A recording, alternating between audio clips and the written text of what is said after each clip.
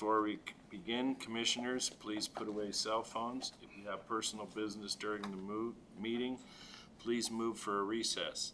If you are participating telephonically, please mute your phone unless you are speaking. Also, when speaking, please state your name for those streaming the meeting. As a reminder to attendees, this meeting is being streamed live. The camera is located in the back of council chambers above the clock. At this time, I would like to call for a minute of silence. At this time, I would like to call for a minute of silence for our comrade and friend and beloved brother, Melvin Sagel.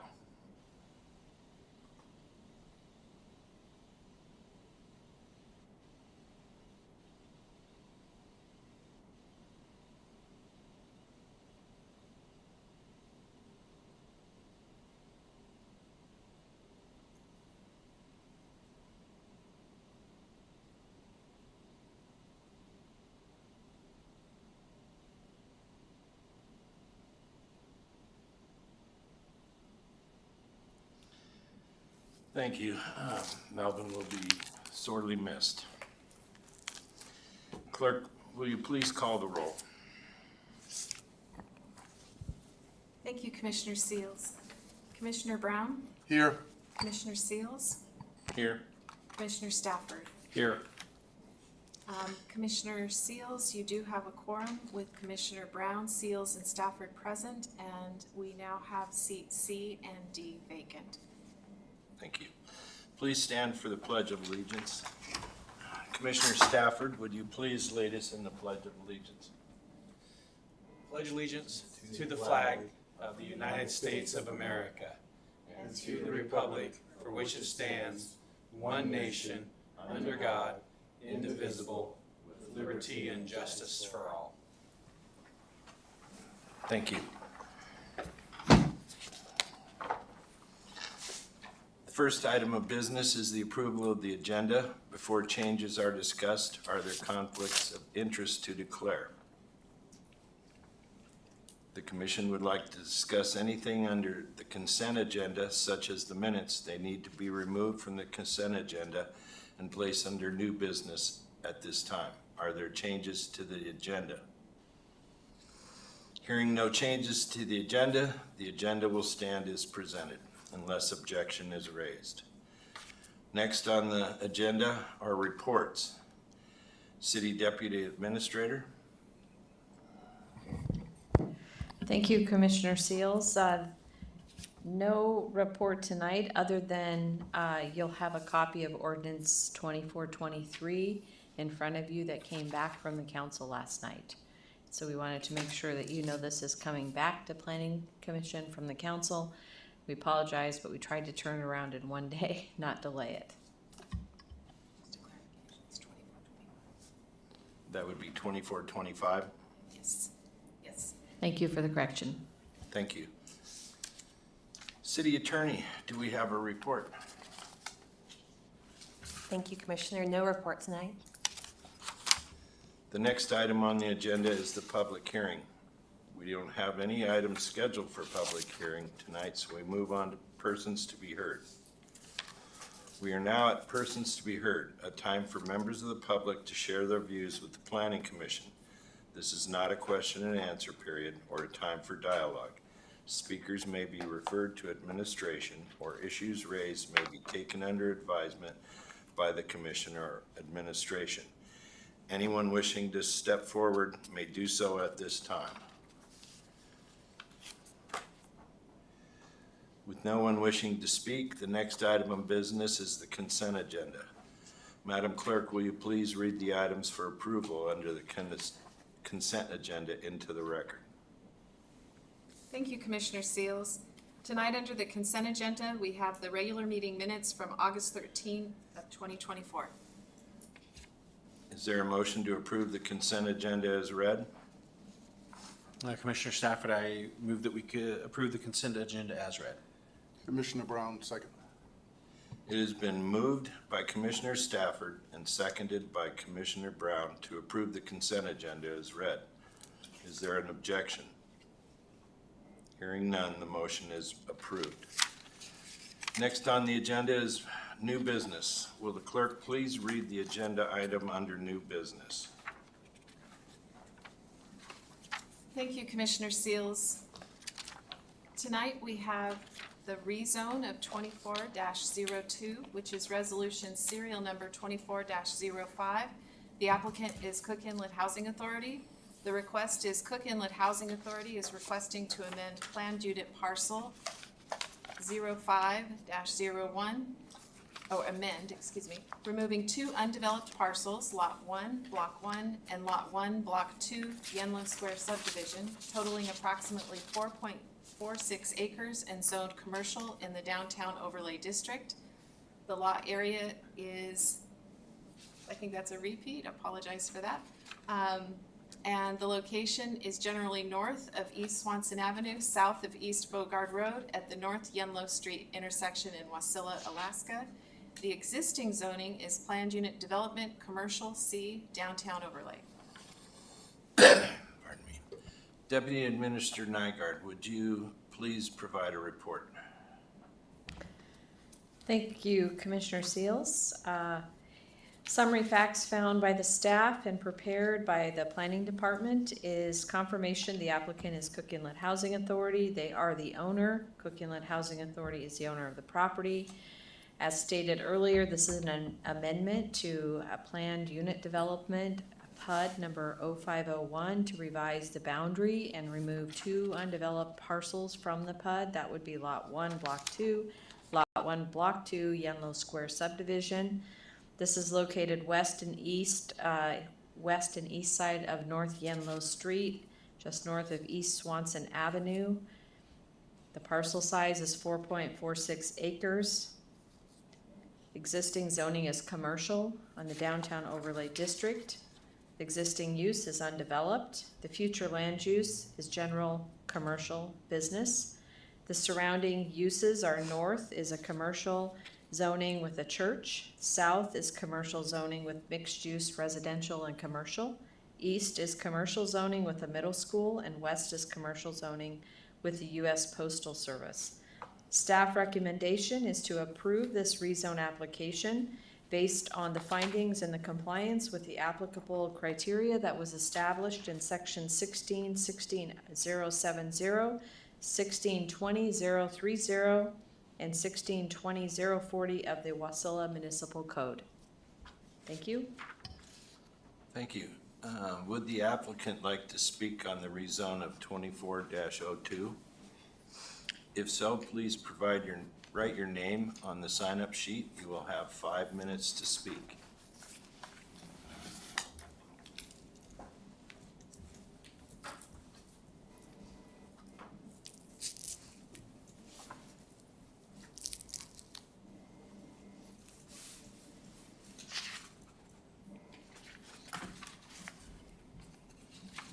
Good evening. Thank you, commissioners and staff. Do I need to start the clock here? You guys start it, yeah. Just real briefly, I just wanted to say I concur with the staff report. We've owned the parcel for a little bit less than 20 years, but it's been a while. This PUD was approved about 20 years ago, and my experience with PUDs is they can work great if you have a really solid development plan and that development plan is enacted in a relatively swift order with its approval, because it's a very, very specific site plan, conditions, building descriptions, and if you decide years later to alter that at all, you are then having to come back and amend that PUD. So it's a planning tool, but it's a challenging one to use. We're simply here to say, let this property be revert to sort of underlying zoning, or revert to the zoning that the surrounding properties have. We have, over the years, attempted different developments, but we've also been approached by individuals to purchase the property that had commercial development designs, and they could not move forward with that transaction because the PUD was in place. I'd also, just as another kind of point of information, since that time, the downtown overlay district was passed, so that didn't exist at the time of this PUD. So things that are actually in the PUD, some of which would be actually by right development today, some of which would require conditional use permit. So again, depending on whatever moves forward, it would move forward under whatever process that city code has, but consistent with how the other properties would be treated. And finally, I guess two other points. The DOT has, of course, plans to turn Yenlo and Main Street into one-way couplets. That wasn't what was imagined when this PUD went in. It was imagined as a two-lane kind of city street, much like the ones behind us. That's a different sort of context that the development would need to respond differently to that. And then finally, over the years, we've had conversations with the credit union. If you look at the parcel shape, they're just an odd shaped parcel.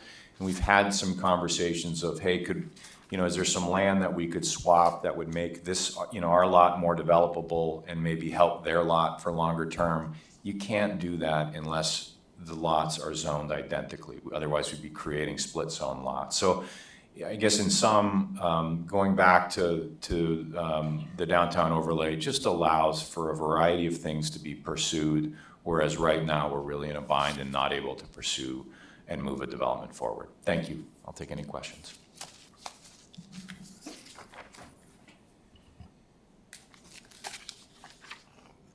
There's no questions at this point.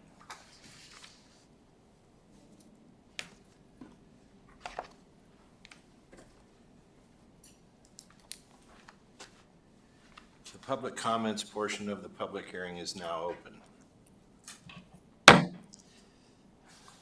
Is there anyone wishing to speak on this item? You have 5 minutes to provide your comments. With no one wishing to speak, the public comment portion of the public hearing is closed. Does the applicant have anything else to address? Now I need a motion to approve or deny rezone number 2402, resolution serial number 24-05.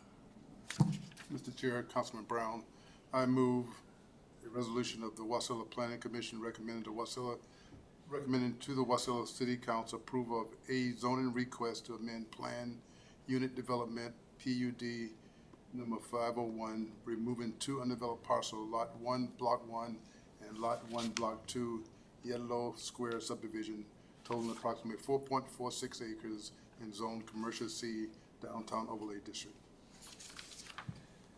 Do I have a second? Commissioner Stafford, second. It has been moved by Commissioner Brown and seconded by Commissioner Stafford to approve rezone 2402, resolution serial number 24-05. Is there any discussion by the commission?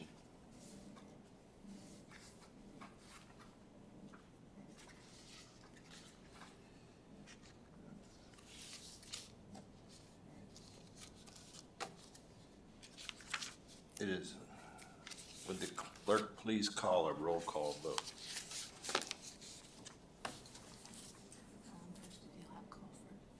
It has been moved by Commissioner Brown and seconded by Commissioner Stafford to approve rezone 24-02, resolution serial number 24-05.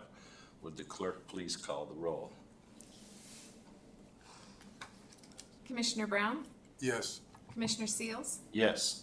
Commissioner Stafford? Yes. The motion passes unanimously, and with Commissioners Brown, Seals, and Stafford voting in favor, and seats C and D are vacant. Next on the agenda is unfinished business. Will the clerk please read the agenda item under unfinished business? Thank you, Commissioner Seals. Under unfinished business, we have the referral of proposed ordinance serial number 24-23 to the Planning Commission for 90 days by the Wasilla City Council. Ordinance serial number 24-23, repealing Wasilla Municipal Code Chapter 2.44, boards and commissions generally, and enacting Wasilla Municipal Code Chapter 2.58, city commissions, to clarify and update the duties and authority of city commissions, permit commissions to compensate commissioners for training, mandate training, impose clear attendance requirements, and specific teleconference participation requirements. Is there a motion to move into committee of the whole? Commissioner Stafford, I move that we move into the committee of the whole to discuss proposed ordinance serial number 2423. Commissioner Brown, second. It has been moved by Commissioner Stafford and seconded by Commissioner Brown to enter the committee of the whole. Is there an objection to the motion? Hearing none, we are now in committee of the whole. The time is 6:16 p.m. City Attorney, would you like to take it from here? Thank you. So we spent some time at the last meeting discussing the content of this proposed ordinance pertaining to boards and commissions generally. As Madam Clerk discussed, the ordinance is intended to provide a more user-friendly organization and clarifying the duties and structure of boards and commissions generally within the city. Its definitions chapter has been updated to include definitions for authorized membership, day, excused absence, and commission. It subjects committees to the provisions of the chapter unless otherwise proposed by ordinance, and removes distinctions between special committees and committees, as all committees must be created by ordinance. It likewise incorporates language identifying specifically the city's current commissions, preserves residency requirements, but removes express authority for task force members to be non-residents if established for less than 180 calendar days. It likewise updates and clarifies compensation requirements and preserves the general term of all commission members. I specifically wanted to highlight with regard to terms under current city code. City code provides for a 3-year term for commission members, and the current proposed ordinance maintains that 3-year term as well. It also includes language clarifying quorum requirements, and it includes quorum requirements specifically regarding commission actions and the use of Robert's Rules of Order, which are not expressly provided for in current city code. There's also language incorporating executive session provisions of city code, which currently apply only to council. We clarify now that those parliamentary procedures are applicable to commissions and boards generally. And also clarify the existence of staff liaison and recording secretary positions, which clarify the responsibilities of city staff in regard to advising commissions and recording their minutes, ensuring that there's a role for administration and commission meetings, which is clear, and that the procedures ensure that each commission has mandated support staff, so there's no ambiguity about who does what and the resources that a commission's entitled to.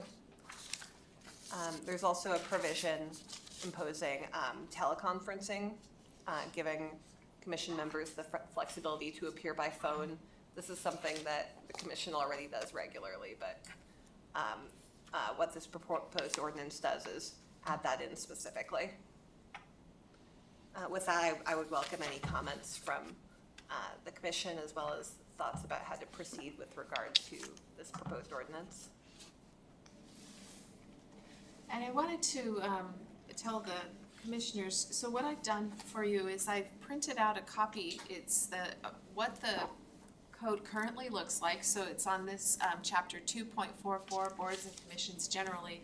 So if we do want to compare what that looks like compared with 2423, which is the proposed ordinance, and that one's going to look like this with the staff report on the first page.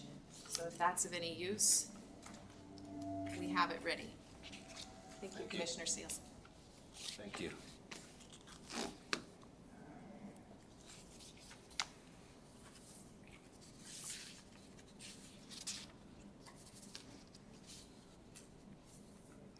Well, my first comment this evening is we went from this amount of paper to this amount of paper.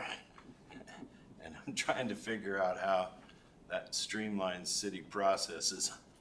Although it does spell out clearly someone's intent, I still have a hard time fixing something that's not really broken. There's some of this stuff in here that we concur with, but a lot of it is just adding more stuff without any real meat to it. That's my opinion.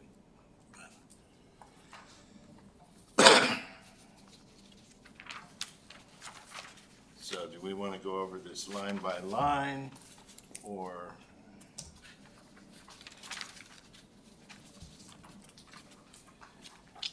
Sure, if the members of the commission would like to work through the ordinance line by line, we can do that. I don't think so, but I had to bring it up. Commissioner Stafford, I know in our last meeting, we discussed a lot the other ordinance. As far as this one, and it's not, this one doesn't just apply to the planning commission, it applies to any commissions. I don't really have too much in here that I have a problem with. I thought the 3-year was a change from 2-year, but based on the copy of the current, it does say 3-year as well. Yeah, the same 3 years. This, and the proposed ordinance does feel a little more wordy.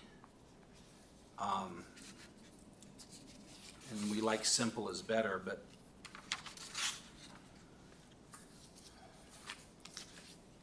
I don't know. Let's see here, I have one other.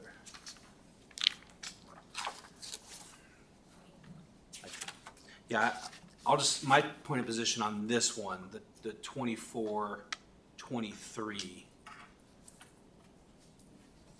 I don't have an issue with it. Like I said, it's the other one that we're not discussing tonight that raised my eyebrows more. So, just my thoughts. I'm not saying it's perfect. I'd be open to, I mean, there's probably changes that could be made, but.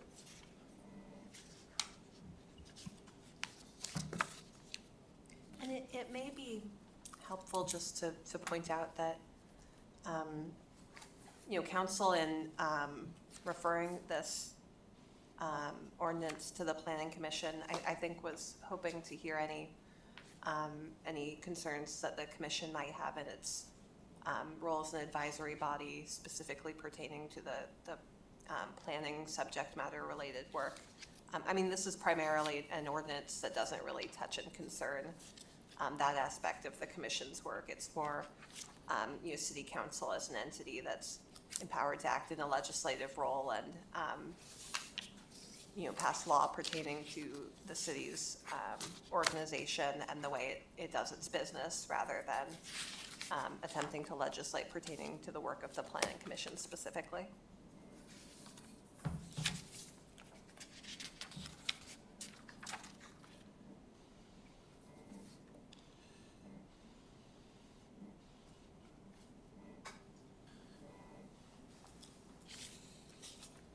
Actually, I'm gonna amend what I said, where I said I don't have much of an issue. I do, so, I've got 3 different printouts of this, so rather than a page number, because I don't know which set I have, I'm looking at, the proposed 2.58.070, C6. And this is, C is vacancies, so when the seat would be vacated, sections, or point 6, a member has 3 consecutive unexcused absences or physically misses more than half the meetings held by the commission on which a member serves over any 365 consecutive day period, whether attendance at those meetings was excused, unexcused, or via teleconference. Commissioner Stafford, this may help everybody. These line items are consistent throughout. So if you okay. tell us the line item number, we can go directly there, and then that might, Right. since we do So have a this couple is- copies. Thank you. So this is, looking at line 161 through 165, specifically on line 65, teleconference. So basically, if I miss more than half, if I'm not here physically for half the meetings, but I attend by teleconference, then that would cause my seat to be vacated. I think teleconference should count as much as being here physically. But that's the only part that I saw that I wasn't super thrilled about.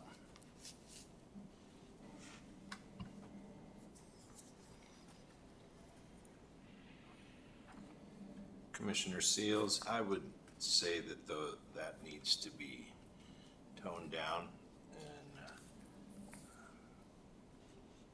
teleconference should count as well as a physical presence. Over my years of experience in the commission, quite frequently members and staff and attorney have talked by teleconference, and I think those should count as being an attendee to the meeting, the same as being in person. So if we could get that wording changed around, I think that would be helpful to the commission.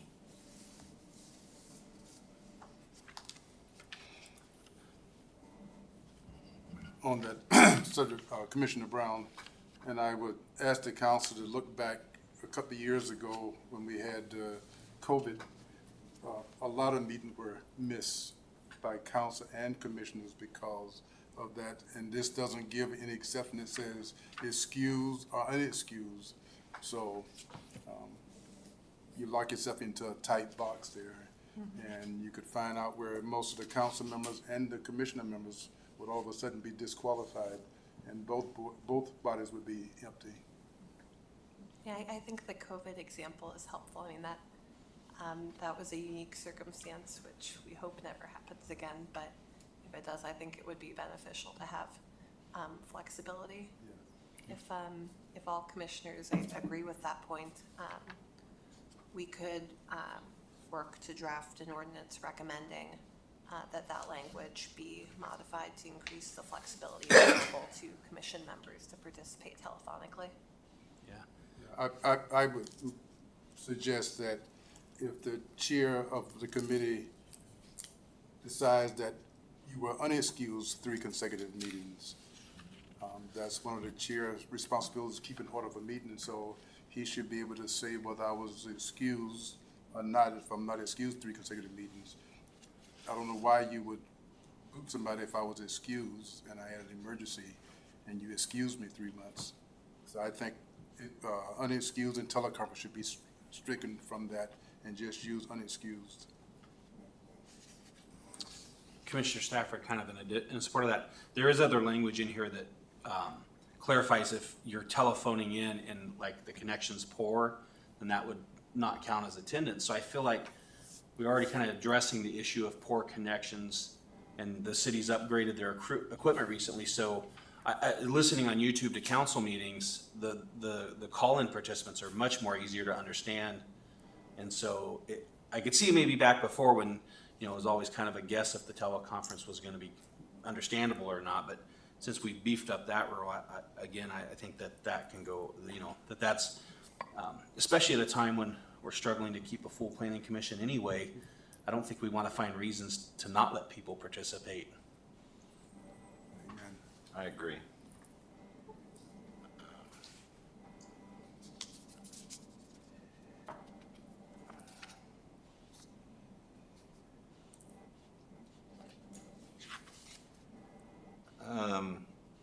In all the time, this Commissioner Seals, and all the time that I've been on the commission, we've never had any training.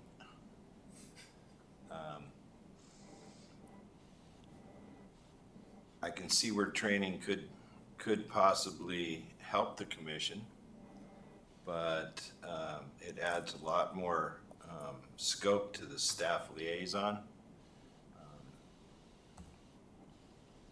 And here, I think it's line 211A. Training sessions developed and arranged by the staff liaison and approved by the mayor shall be mandatory and compensated as a special meeting.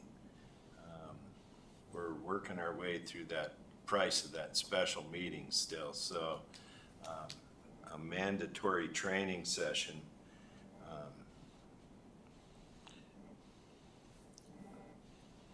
Commissioner Sills, we don't get paid for special meetings, right? At current time. At current time, we At don't, current so if we get, compensated as a special meeting, that's still zero. 0 plus 0 Yeah. is 0. Yeah, 0 plus 0. So, I wasn't that good at math, but I I would do like- remember that. I would like to strike the mandatory and compensate it as a special meeting at this time. Because we have, I think the word mandatory, I would love training, but we all have various schedules. And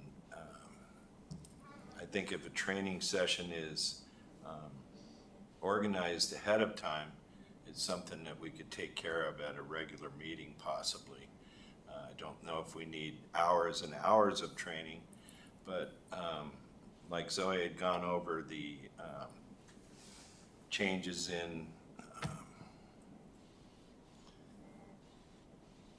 the Robert's Rules of Order, I think we could probably take care of some of this training, because we got trained tonight and it only took a few minutes.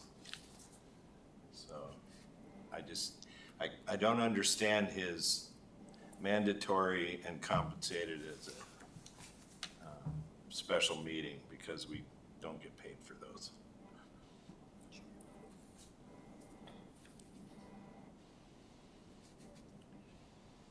Yeah, one of the concerns, Commissioner Seals, that I think I heard you articulate was about a burden that training sessions could put on staff liaisons or on members of city administration.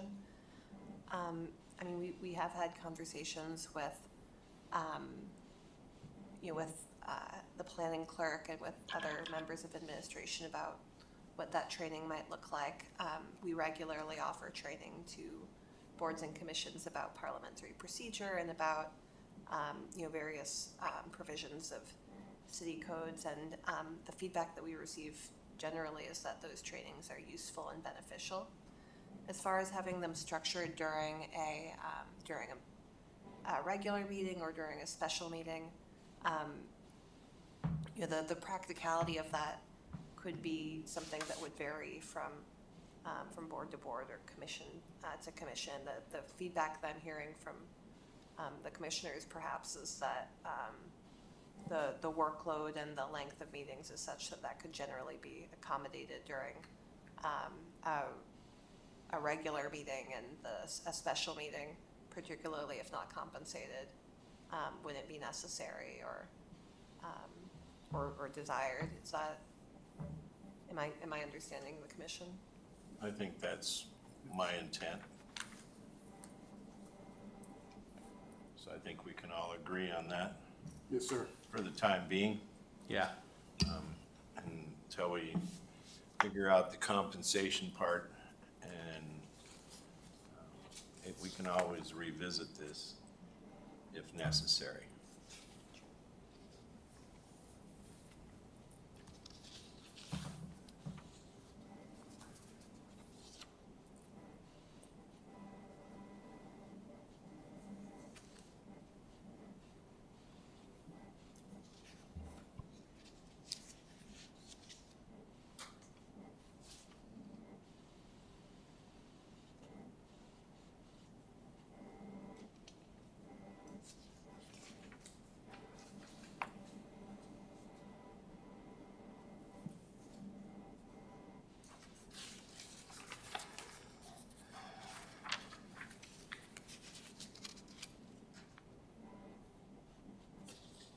Commissioner Brown, just a note of clarification, when you address the teleconference, unexcused meetings back from line 165, I think it was.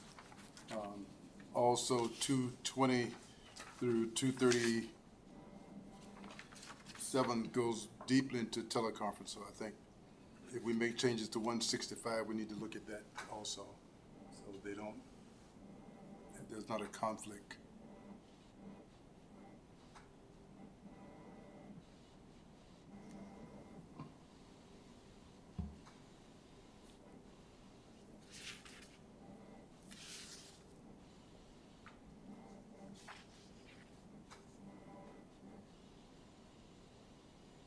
Commissioner Seals, yeah, line 227B, commission member is authorized to participate by teleconference shall only be deemed present at the meeting while actually present on the teleconference. Most of the time with them being muted by our rules, who's the judge of whether they're there or not?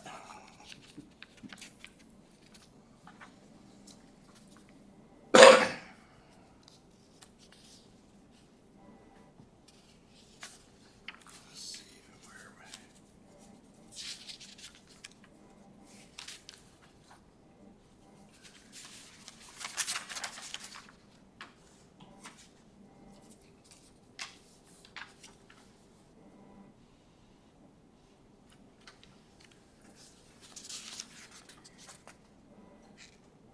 I think a lot of folks who have used teleconferencing in a professional setting are familiar with a circumstance where somebody might be on mute and walking to go get a cup of coffee and coming back.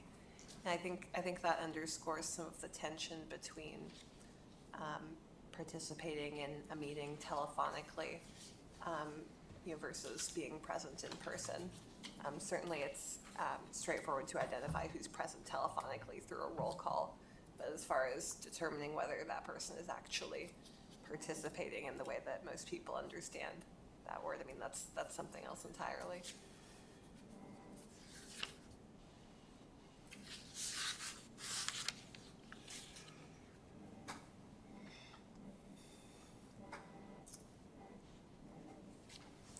That's the only issues I see.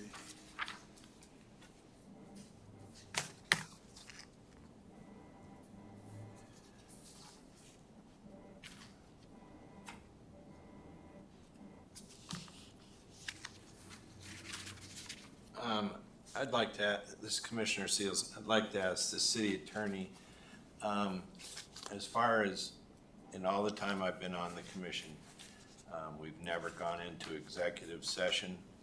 To me, executive session kind of gives the appearance of leaving the public out of something. So, we've never done an executive session at the Planning Commission. And I just want the public to have the perception that the Planning Commission is an open place where ideas from all sides can be discussed.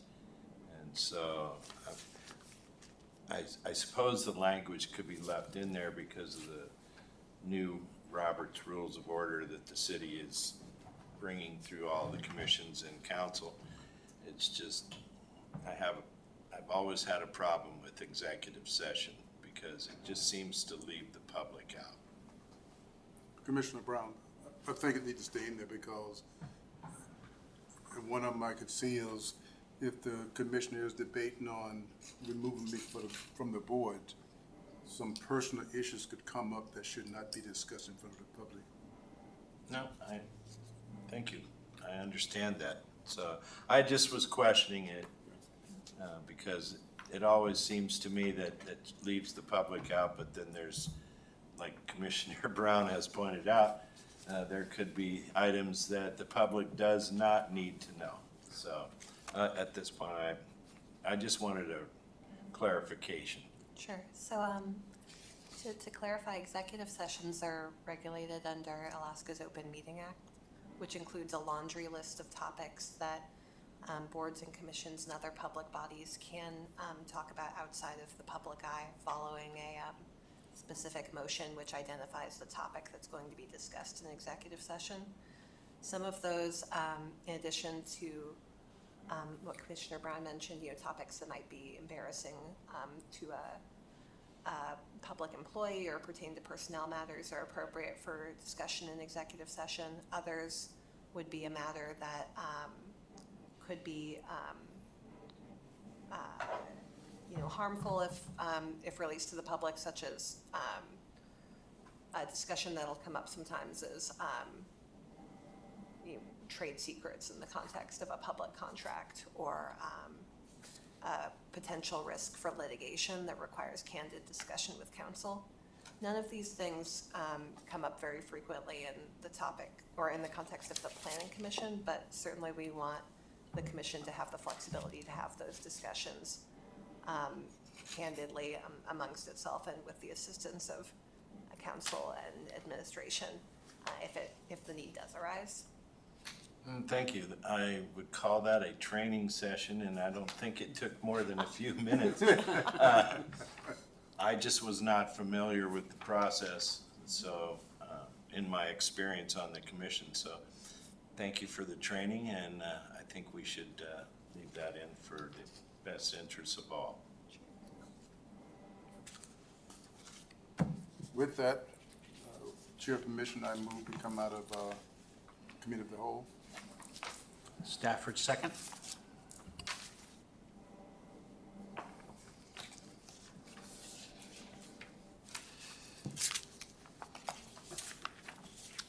It has been moved by Commissioner Brown and seconded by Commissioner Stafford to exit the Committee of the Whole. Are there any objections? Hearing now, none, we are now exited Committee of the Whole. The time is 6:42 p.m. Mr. Chair, Commissioner Brown, I move that we refer those notes through the city attorney back to the city council, reference ordinance 2423. Does this need to be made into a motion? I mean, do we have a second on that? Second, Commissioner Stafford. You can. Any objection? Do we need to do a roll call vote? Nope, you can just say ask him any objection. Any objections? Hearing none, motion passes.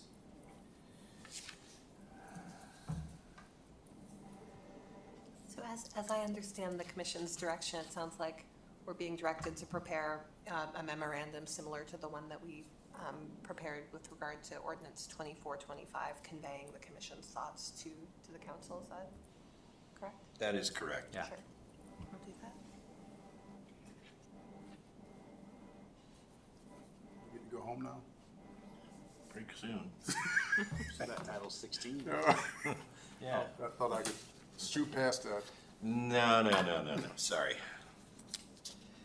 Training. It's that have to attend the whole meeting. Oh, See, I got trained up pretty quick.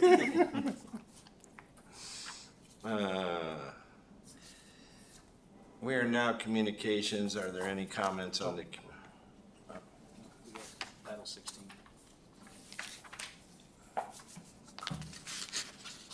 I wonder if it's funny. Will the clerk please read the next agenda item under unfinished business? Thank you, Commissioner Seals. Under unfinished business, we have discussion, consideration, and possible action on the draft rewrite of Wasilla Municipal Code Title 16, Land Development Code, that repeals and reenacts Title 16 to substantially change the uses permitted in each zoning district, the review, enforcement, and permitting procedures, the planned unit development, landscaping, parking, conditional use, and variance procedures, and the design standards imposed in the city. And this is Committee of the Whole, and just a note, the discussion on the draft rewrite is expected to be continued at upcoming Planning Commission meetings. Please contact the Planning Office after August 27th for updated information. Chairman Seals, is there a motion to move into Committee of the Whole? Commissioner Stafford, I move that we move it into the Committee of the Whole for consideration of the Title 16 rewrite. Commissioner Brown, second. It has been moved by Commissioner Stafford and seconded by Commissioner Brown to enter into Committee of the Whole. Are there objections to the motion? Hearing none, we are now in Committee of the Whole. Time is 6:45 p.m. Would you like to take it from here, City Attorney? Sure thing. So, as the commission's aware, we've been working through the draft Title 16 rewrite with both council and the commission concurrently. As we've been in discussions with city administration about that process, we've heard some feedback that it would be helpful to, rather than working through the same content simultaneously with council and the commission, instead stagger the discussions to allow our office in collaboration with administration to incorporate first the feedback that we receive from council into our work product, and then come to the commission with a version of the rewrite which includes council's comments already incorporated. I think that would be a more productive use of time and would help us move things forward in a more orderly way, rather than having the two bodies moving along tracks at the same time, reviewing the same material, which may or may not intersect. Do members of the commission have thoughts about that approach? Perfect. Okay, Commissioner Seals, I like that idea. perfect. Yeah, sounds a lot more efficient. So last night with city council, the city attorney walked through divisions 3 and 4. Division 3 pertains to downtown overlay districts, and it's a relatively straightforward division. Division 4 is much more substantive and includes components pertaining to the juicy things, short-term rentals, zoning, landscaping, and that's going to be more time-consuming to approach. And we already heard some pretty involved feedback from the commission on Division 4. We're working to incorporate that, so I'm thinking that we'll just walk through Division 3 tonight.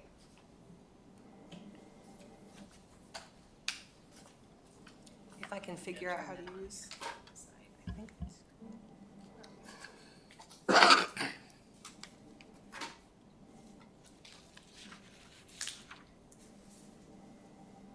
Just need to be woke up, I think. Okay.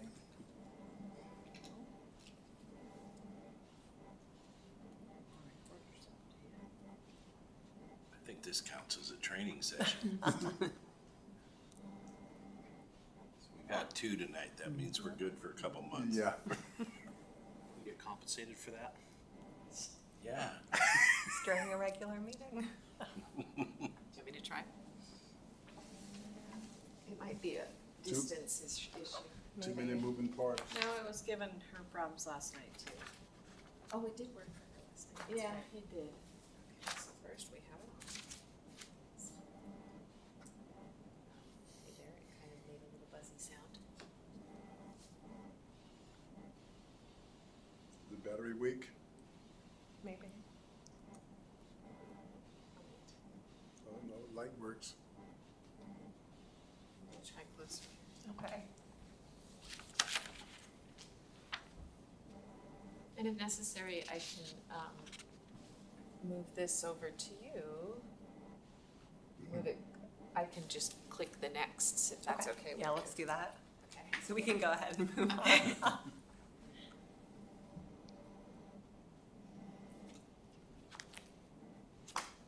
Doesn't work either. All right. Perfect. Yeah, we can just go ahead and get all the content up on this page. Okay.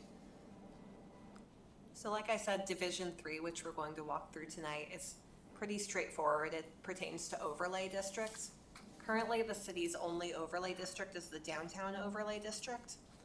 Previously, under existing city code, planned unit developments were identified as an overlay district. But these developments have been relocated within city code and will be discussed in more detail in Division 5. Division 4, which we'll begin to work through at the next meeting, is entitled Use and Development Regulations, and includes specifically provisions pertaining to landscaping, parking, short-term rentals, other uses which board and commission members generally have strong feelings about.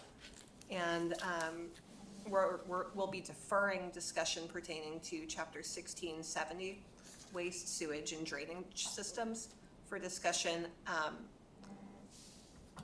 Cindy?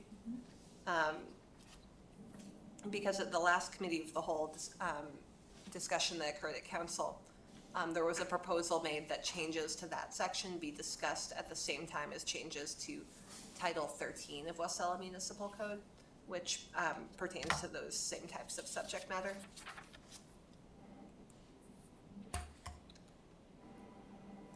So what we've done with Division 3 is we've separated out the downtown overlay district for the addition of future overlay districts in the event that council and the planning commission determined that that's appropriate,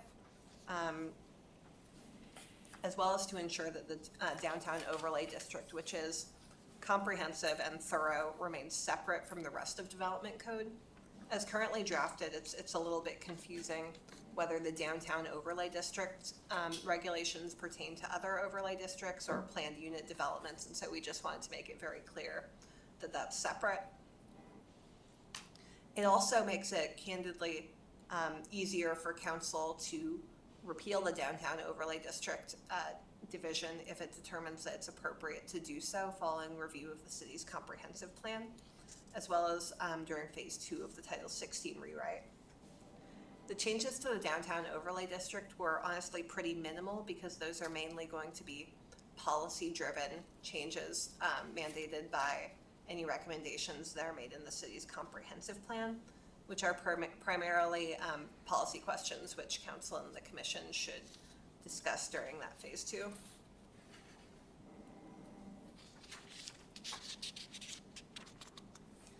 We also made some changes substance-wise, moving the definitions section from the downtown overlay district section into section 1610.025 of proposed city code, which includes all the Title 16 definitions.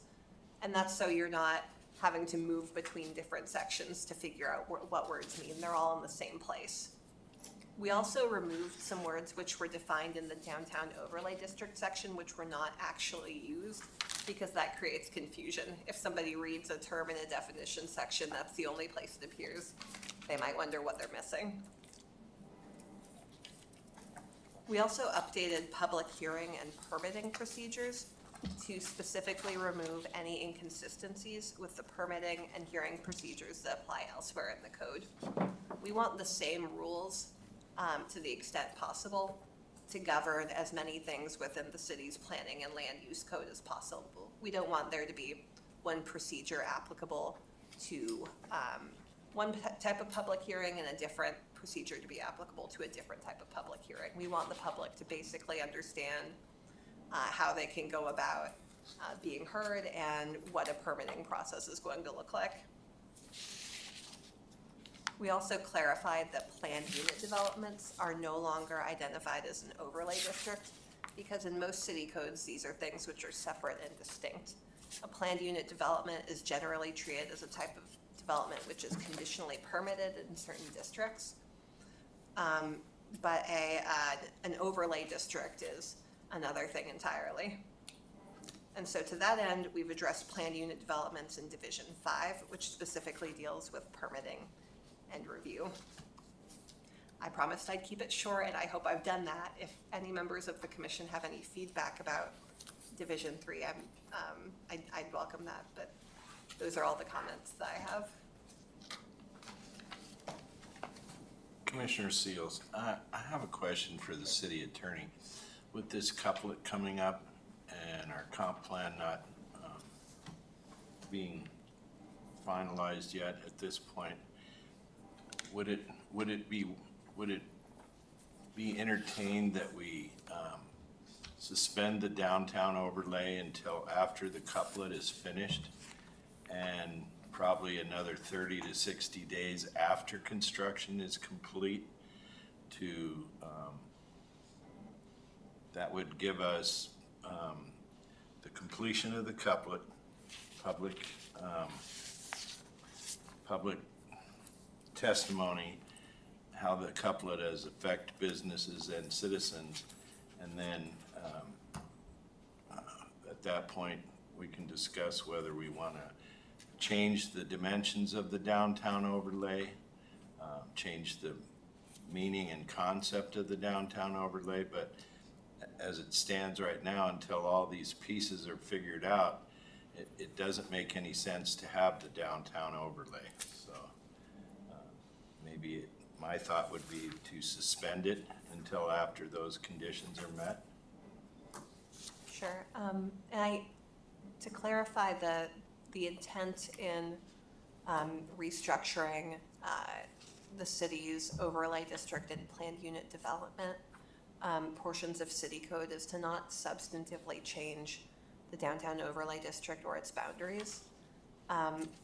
Certainly, I think it would be alarming for developers to have the rules changed halfway through a project. But as far as suspending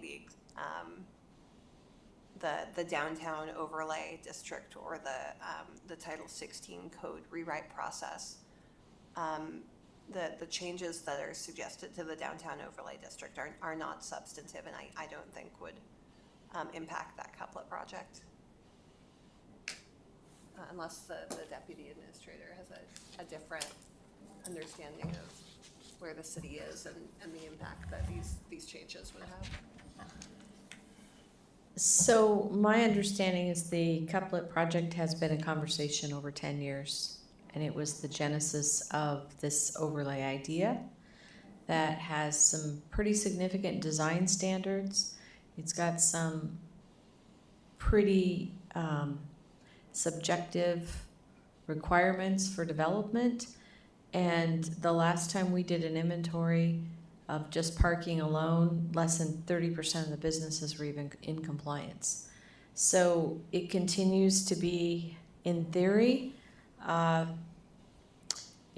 part of the code that is there, but very hard to enforce, and I think very hard for the market to understand. And it started maybe in the downtown, but it has leapfrogged into other parts of the cities, even causing more confusion, because a PUD now is saying, well, we're not part of the overlay, we're clear over on Connect. Well, we're gonna use those same package of regulations for a PUD.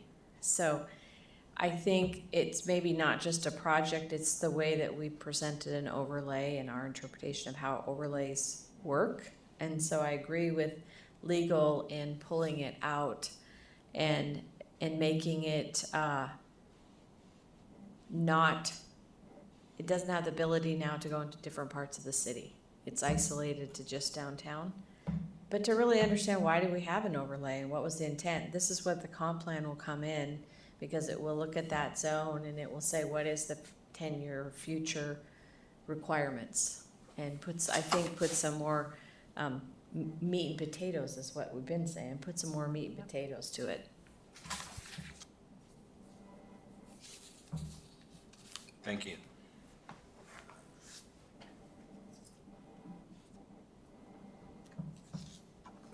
Commissioners have any other questions or comments?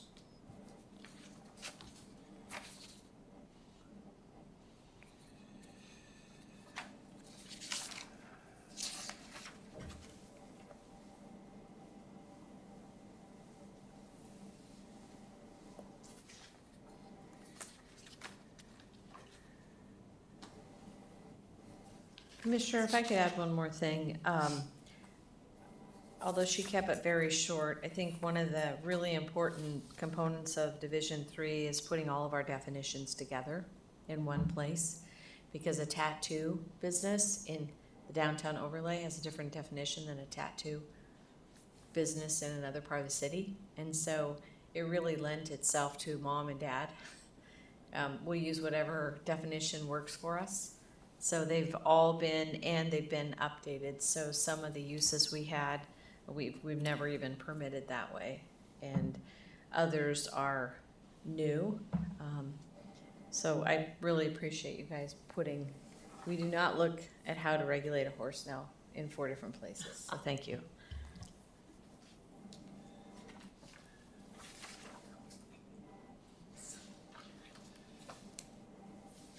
Is there any further discussion? Is there a motion to exit committee of the whole? Question, were we gonna be diving into Division 4 tonight, or?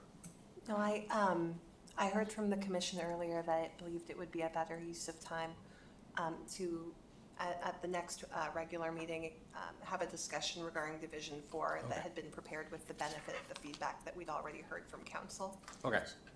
So that we're not overlapping their Exactly. feedback. So we'll be moving into Division 4 at the next meeting. Okay, sorry, I misunderstood that, thank you.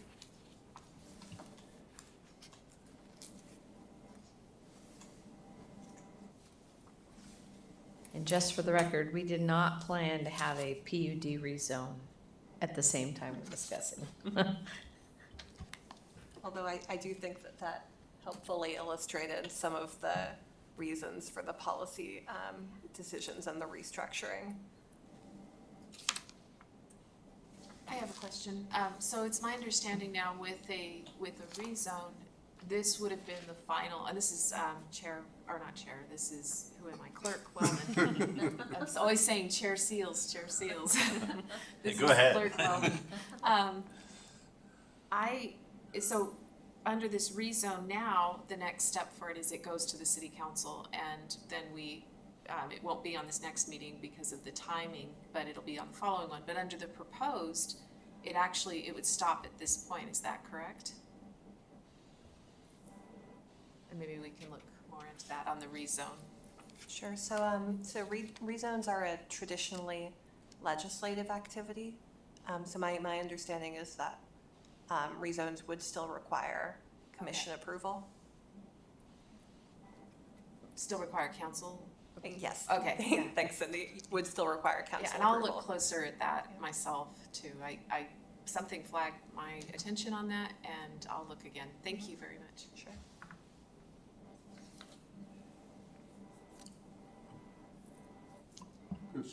Commissioner Brown, I move we execute, just lost between the thought. Committee of the whole. Commissioner Stafford, I second that. It's been moved by Commissioner Brown and seconded by Commissioner Stafford to exit committee of the whole. Are there any objections?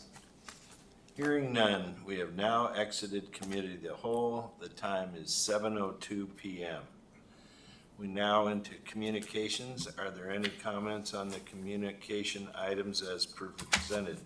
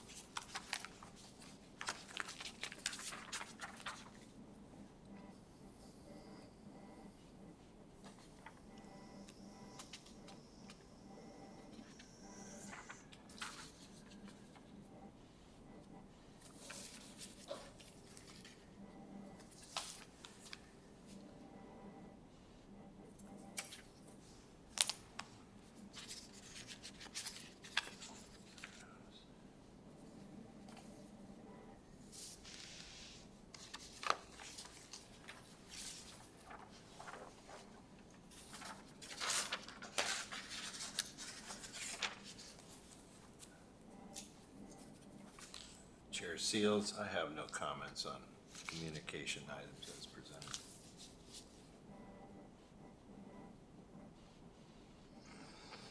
We are now at audience comments, a time for members of the public to share their views with the commission. This is not a question and answer period or a time for dialogue. Speakers may be referred to administration, or issues raised may be taken under advisement by the council or administration. Is there anyone present who would like to address the commission? With no one wishing to speak, we now move on to comments. Does the clerk have any comments?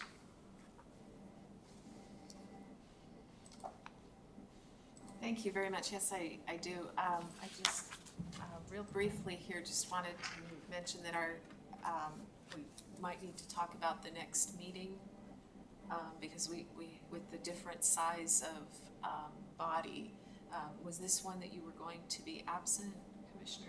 No, Seals? it will be, the first meeting of September would be the only So absence I would have. I will Okay. be not able to teleconference. I'll be out. So with that, we would not have a quorum for our next meeting. So with your permission, I can cancel that meeting. Okay. And then, Just for clarification, so that's on the 10th, right? yes. Okay, thank you. Yes. So I really wanted to, I guess most importantly, say the time that I've spent with Commissioner Sagel.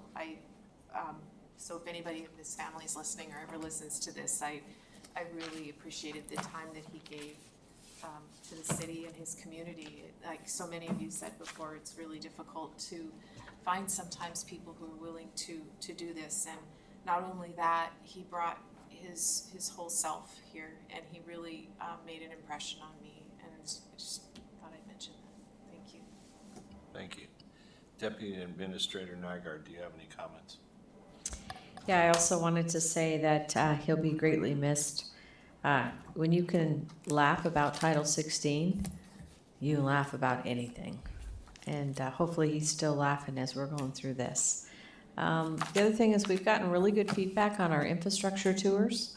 So we're going to continue those for the month of September on Tuesday from 3 to 4:30. But we might add another 15 minutes in there for a ice cream stop, I'm thinking. That's been kind of a missing link. If you haven't been to the airport, you need to go by there. If you can't make one of our tours, there's a lot of work going on out there. There's also a lot of work that's going to be happening at the sewer plant. And I think the last time I checked with procurement, we had about 22 more RFPs that are going out. So a lot of work going out. We have been in contact with Senator Murkowski's office quite frequently when the FAA Reauthorization Act was passed in early March. We had put some wording in there for economic development for the extension of a runway, and so we were eligible for funds.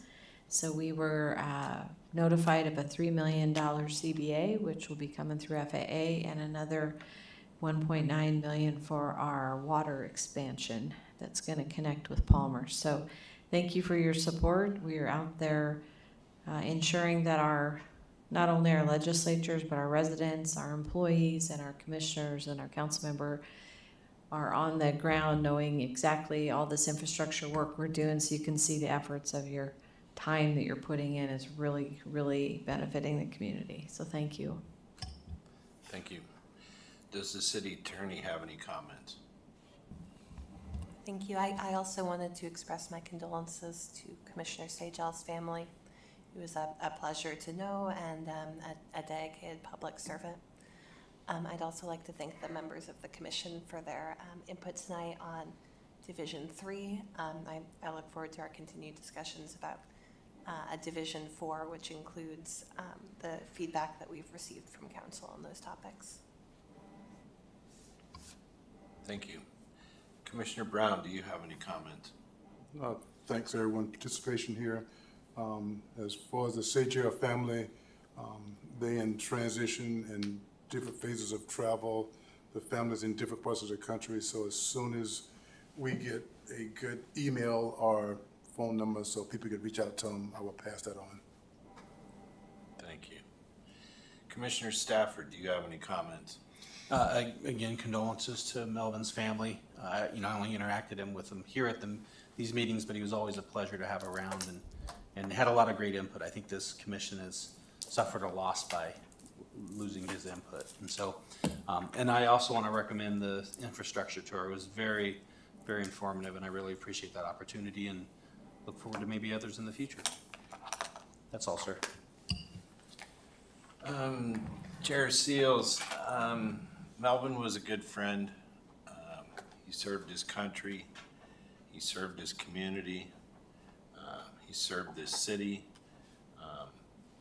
He was definitely a person that put service above self. And I'm sorely going to miss Melvin. His humor, the way he messed with me all the time. He will sorely be missed. And thank you for Commissioner Brown for, when it happens, giving us so that we can make sure his family understands where we come from on how we felt about Melvin. And that's all I have. With no further business at hand, I'm adjourning this meeting unless objection is raised. At 7:10. You missed it. You were that close.